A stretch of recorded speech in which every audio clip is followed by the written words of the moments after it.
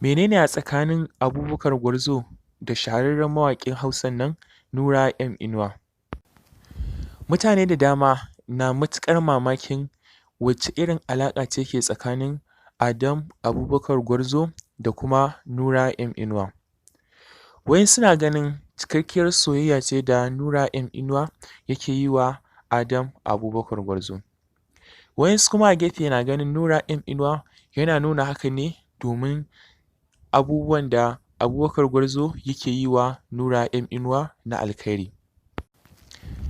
Hakan ne ya sa muka yi duba a kan haka yau muke so mu tattauna tare da ku masoyanmu, mabiyanmu a kan wannan channel mai albarka. Shin masu sauraro ko me kuke ganin abin da wacce irin alaƙa ce ta haɗa Abubakar Gwarzo da shahararren mawaƙi NURA INUWA?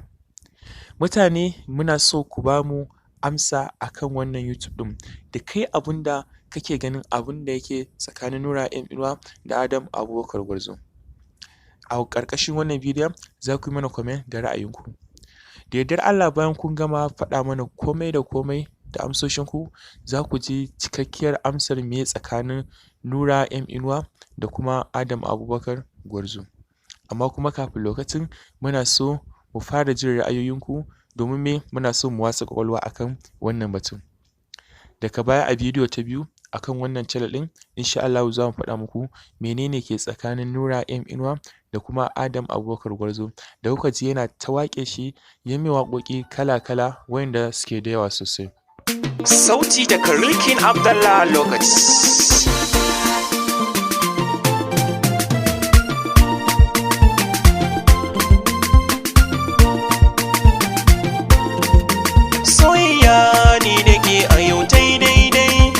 So zana baki gauna ni ma soyayya ni da kai a yau daidai kaban so zana baka gauna ni fahimtar abin da zuciya ta fi gauna yana bangijin da ke da ba sirrina muna tara ko da yaushe baban kwana akan san giza na jura zafin rana a kullum saboda ke nake nazarina kawai so nake na saba yi mini hidima.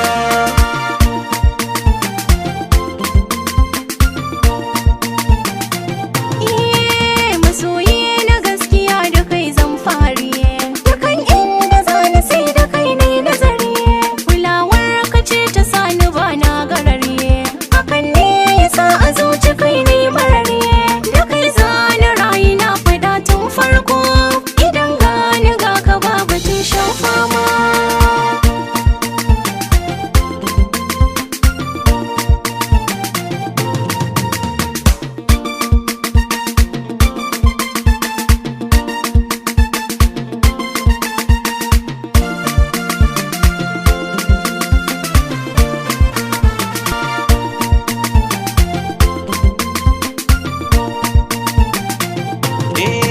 A kullum ina fada kawai ni sai ke kalamai da kin yi zuciya sai ta rike ina ji a zuciya kawai na zama ke cikin inuwar giza na zauna da fake dukkanin na zauna shi ko bai ga gari ba akan san ki dole ne na karo himma.